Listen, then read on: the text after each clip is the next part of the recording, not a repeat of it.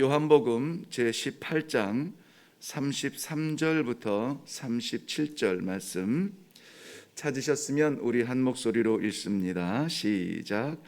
이에 빌라도가 다시 관정에 들어가 예수를 불러 이르되 네가 유대인의 왕이냐? 예수께서 대답하시되 이는 네가 스스로 하는 말이냐? 다른 사람들이 나에게 대하여 네게 한 말이냐? 빌라도가 대답하되 내가 유대인이냐? 네 나라 사람과 대제사장들이 너를 내게 넘겼으니 네가 무엇을 하였느냐? 예수께서 대답하시되 내 나라는 이 세상에 속한 것이 아니니라.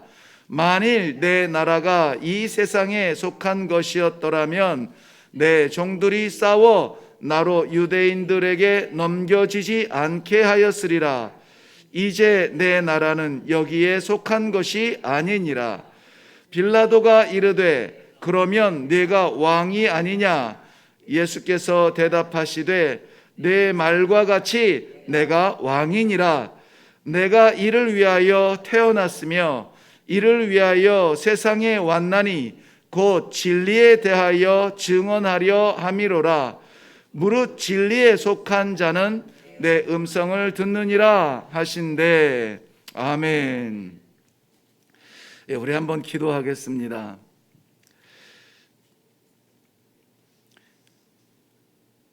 만사의 기승전결이 있고 예수님께서 성육신 하신 이유는 오늘을 위하여 있음을 말씀을 통하여 보게 됩니다.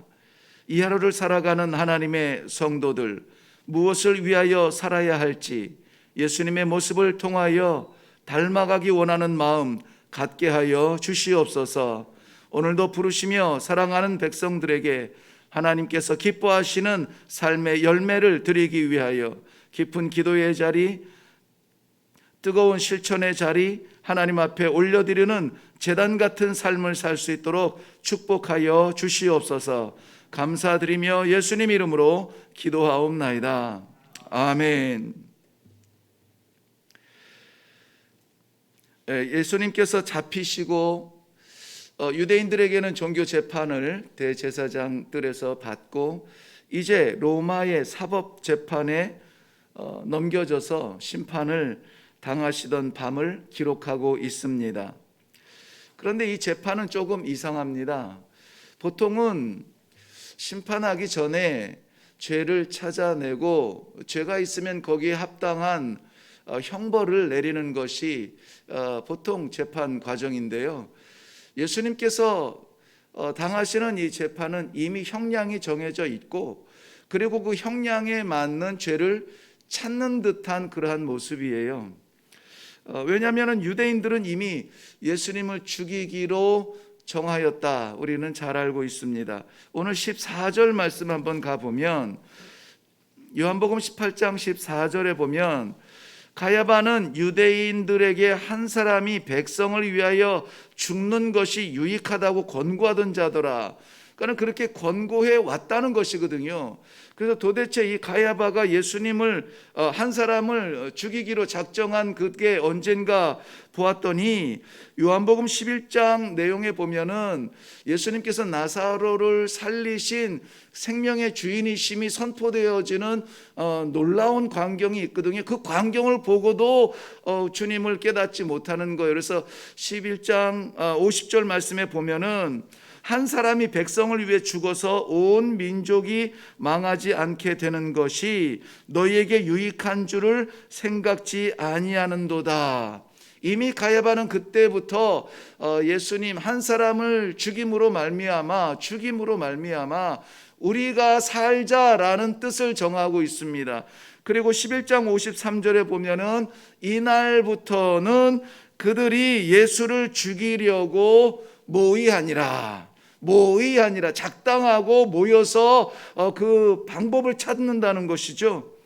그런데 그들이 결국은 예수님을 잡아서 오늘 빌라도의 법정, 로마의, 빌라도는 개인 법정이 아니라 로마의 사법 법정이죠.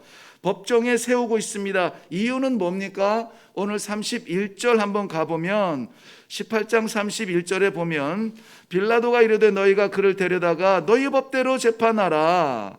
너희 법이 있지 않느냐? 율법이 있고 종교재판이 있지 않느냐? 유대인들이 이르되 우리에게는 사람 죽이는 권한이 없나이다. 그래서 이 사람을 당신에게 데려왔나이다. 그러니 당신께서는 사형 언도, 사람을 죽이는 법을 선포할 수가 있지 않습니까? 유대인들의 이 고소의 내용을 듣고 예수님을 신문하는 그러한 장면이에요. 그래서 오늘 33절부터 37절의 내용을 보면은 신문하는 빌라도와 또 그 앞에서 신문을 당하는 예수님의 그러한 이 모습이 보입니다. 만약에 신앙의 수준으로 본다면 빌라도의 위치는 어디고 예수님의 위치는 어디입니까? 감히 비교할 수 없나요? 감히 비교할 수 없을까요? 빌라도의 신앙의 위치 그리고 예수님의 신앙의 위치. 저도 이 말씀을 준비하면서 감히 이렇게 비교해서 혹시 성도들에게 혼란을 주는 것은 아닐까 하는 생각이 들기도 했습니다마는 저는 말씀 앞에서 부끄럽지 않도록 저에게 주신 그 번쩍이는 하나님의 메시지를 나누는 것이 목적이기 때문에 하나님께서 사랑하는 성도님들에게 바른 진리를 마음에 새기게 하실 줄로 믿습니다.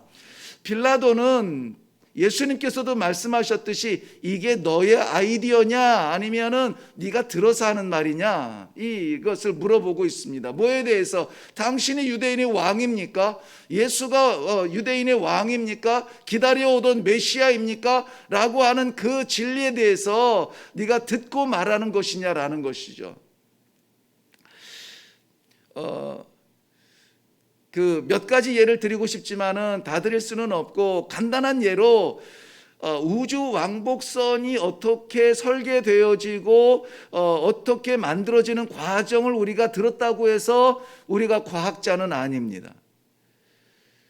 성경 말씀에 대하여서 얼마나 많이 듣고 성경을 파헤쳐서 이게 그런 말씀인가 하여서 수도 없는 진리의 말씀을 들었다고 해서 우리가 성도 될 수 있을까요?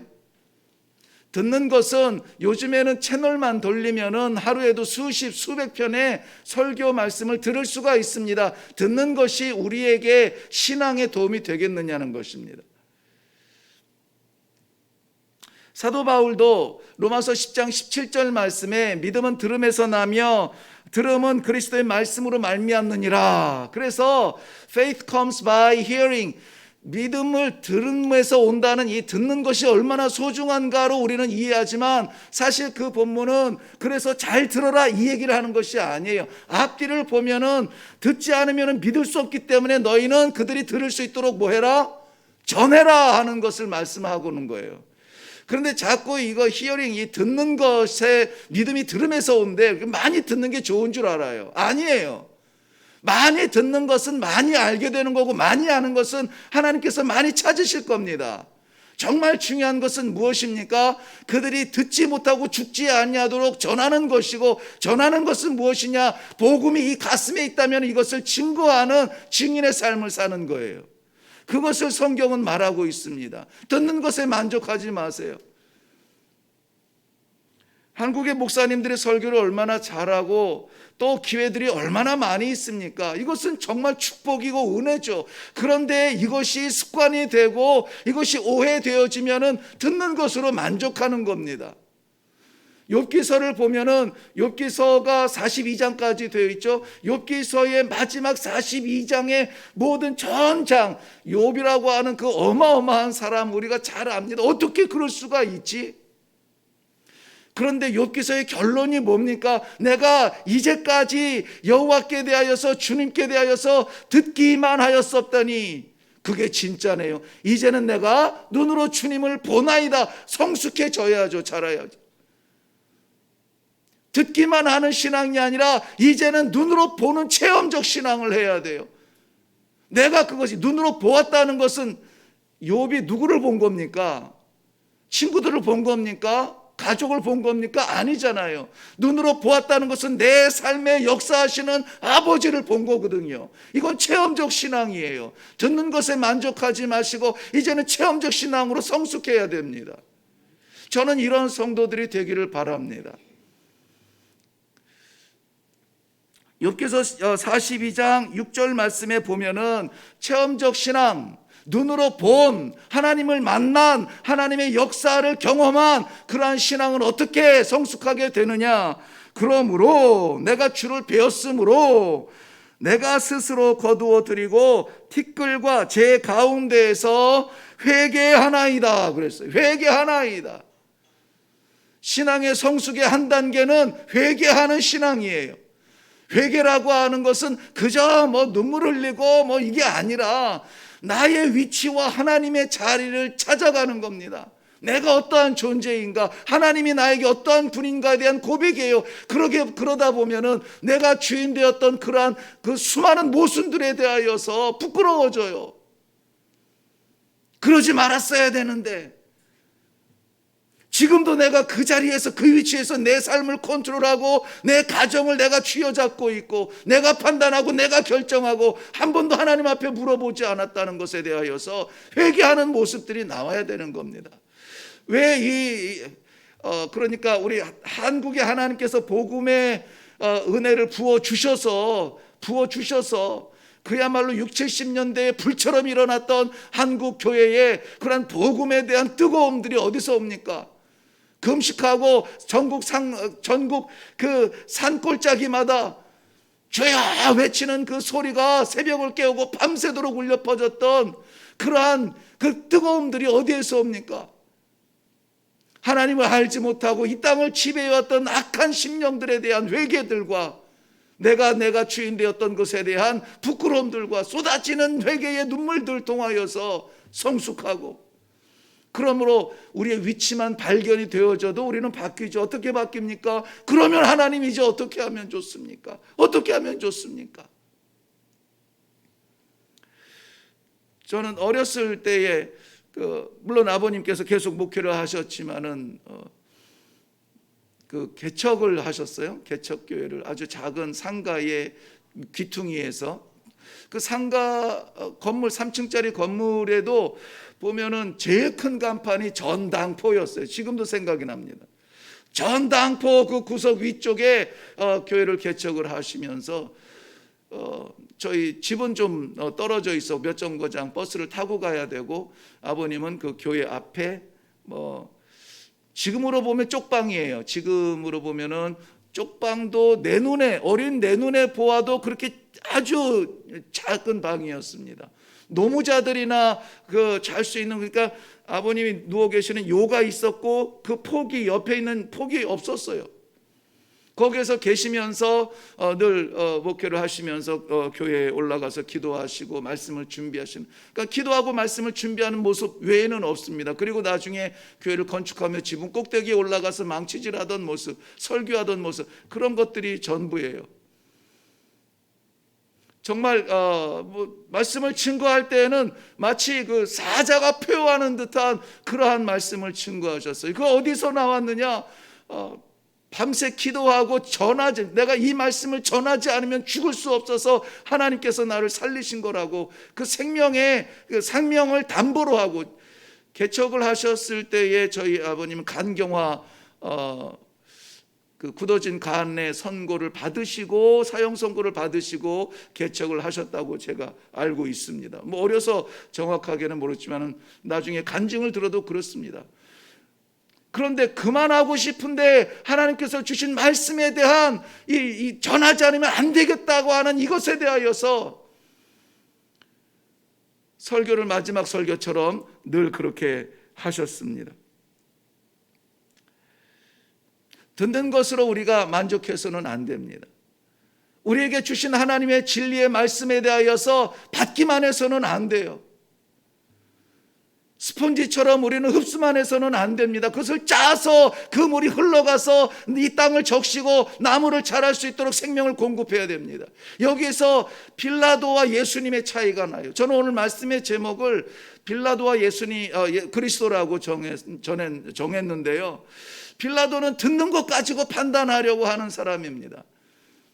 듣는 게 전부예요. 그런데 예수님은 뭐라고 말씀하십니까? 오늘 본문 말씀에 보면은 37절 보면은 내가 이를 위하여 태어났으며 이를 위하여 세상에 왔나니 곧 진리에 대하여 증언하려 함이라. 이 본문을 앞부분까지 읽으면 조금 오해가 됩니다. 빌라도가 이르되 그러면 내가 왕이 아니냐? 예수께서 대답하시되 내 말과 같이 내가 왕이니라. 내가 이를 위하여 태어났으며. 이렇게 연결을 해버리면 내가 왕이니라, 내가 이것을 위하여서 태어났다. 예수님이 오신 목적이 왕이 되기 위하여서, 왕에 대한 그거 되기 위하여서 온 것처럼 여겨지는데요, 그 본문이 아니에요. 내 말과 같이 내가 왕이니라 여기서 끝나고 내가 이것을 위하여 세상에 왔나니 곧 진리를, 그렇게 연결이 되어야 됩니다. 내가 세상에 온 이유가 뭐냐? 이 진리에 대하여 뭐 하려고요? 증언하려고 왔다는 것입니다. 들은 것이 전부인 빌라도와 예수님의 차이는 뭐냐면 바로 여기서 옵니다. 진리에 대하여 증언한다. 유대인들은 예수님을 죽이려고 고소했죠. 빌라도는 그 권세로 심판하고 있죠. 예수님은 그 가운데서도 흔들리지 아니하고 이 진리에 대하여서 증언하고 있습니다. 이것 때문에 내가 세상에 왔다는 거예요. 뭐 때문에? 진리에 대한 증거 때문에요. 예수님 닮기 원하십니까? 진리를 증거하십시오. 진리에 대한 증인이 되십시오. 명절이 식구들이 모입니까? 이거 좋은 기회입니다. 무엇에 대한 기회입니까? 진리에 대한 증언의 기회입니다. 가족들을 사랑하십니까? 가족들이 진리에 바로 설 수 있도록 우리가 증언해야 되는 것입니다. 가장 성숙한 신앙의 수준은 이 진리를 증언하는 삶입니다. 복음을 증거하는 성도, 복음을 증언하는 성도, 예수님의 재림을 사모하는 성도들, 그 척도가 어디에 있습니까? 예수님께서 오십니다. 심판주로 오십니다. 그때 오직 예수 그리스도의 십자가 외에는 우리가 하나님 앞에 설 수가 없습니다에 대한 이 진리를 증언하는 것입니다. 저도 아직 사람인지라 그럴 때가 있습니다. 언제냐면 예레미야 선지자 흉내를 내는 건 아니고요, 예레미야 선지자도 하나님의 말씀을 증거하는 것을 하고 싶지 않을 때가 있었어요. 예레미야 선지자가 하나님의 말씀을 백성들에게 증거하고 싶지 않았습니다. 왜 그랬냐면은 하나님의 생명의 진리의 말씀을 전하는데 백성들이 듣질 않아요. 백성들의 귀청은 때리는데 저들이 오히려 예레미야 선지자를 조롱하였다. 이렇게 조롱하였다. 떠들어봐라, 얘기해봐라, 그건 네 이야기지. 우리는 우리의 삶을 살련다. 말씀과 삶이 전혀 매치가 되지 않아요. 그것을 보면서 힘이 빠지고 맥이 빠져서 예레미야 선지자도 설교하고 싶지 않다는 거예요. 하나님의 말씀을 증거하고 싶지 않대요. 그런데 그럼 왜 했습니까? 예레미야서 20장 9절 말씀에 보면은 하나님의 말씀이 그의 중심에 불붙는 것 같아서 골수에 사무치니 답답하여 견딜 수 없나이다. 내 가슴에 있는 하나님의 이 말씀을 증거하지 아니하면 답답하여 견딜 수 없나이다. 이러한 심정으로 다시 보내심을 받고 다시 말씀을 선포하는 것입니다. 초대교회의 뜨거운 복음의 현장, 부흥의 현장으로 돌아가기를 원한다고 우리 한국교회가 말합니다. 두 가지를 생각해야 돼요. 초대교회를 원한다면 초대교회 핍박에 대한 준비가 되어 있는가에 대해 자문해야 됩니다. 그리고 이 초대교회의 제자들이 공회에 끌려나가든 어디로 끌려나가든 우리가 보고 들은 것에 대하여서 증거하지 아니할 수 없다라고 하는 그러한 믿음의 성숙이 있지 아니하면 초대교회를 꿈을 못 꿉니다.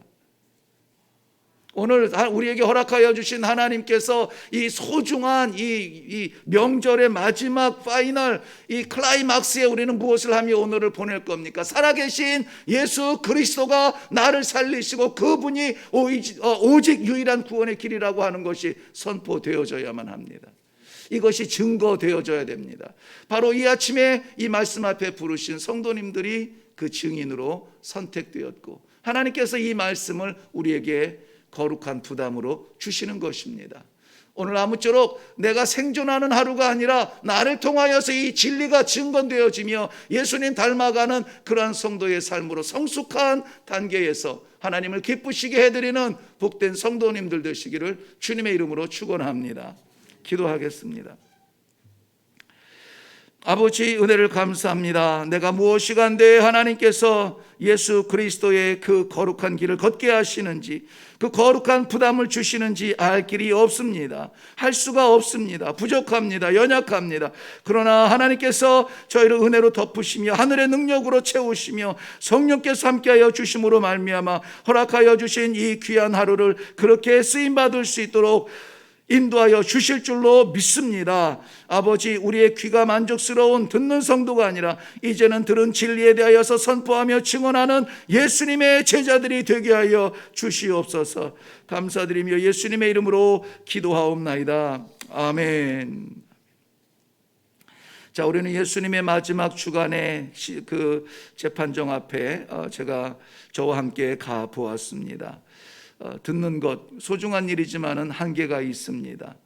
그러나 예수님을 닮아가기 원한다면은 예수님께서 이 세상에 오신 그 목적대로 진리를 증거하며 진리의 향기를 드러내며 진리의 생명을 나타낼 수 있는 그런 일에 오늘 하루 10분의 1이라도 조각이라도 순간이라도 쓰임받기를 위하여서 하나님 내게 주신 길이 어디입니까? 일이 무엇입니까? 오늘 증언해야 되는 그러한 자리가 어디입니까? 주시옵소서. 오늘도 내 삶을 살지 아니하고 우리 그리스도의 제자의 삶을 살기를 원합니다. 하나님의 인도하심을 구합니다. 하나님 인도하여 주시옵소서. 오늘 우리들을 사용하실 하나님 앞에 우리 자신을 내려놓고 인도하심을 받으며 기도할 수 있기를 바랍니다. 하나님께서 기도 가운데 반드시 우리에게 증언해야 될 사람들을 알게 하시고 그 현장을 알게 하시고 그 기회를 주실 줄로 믿습니다.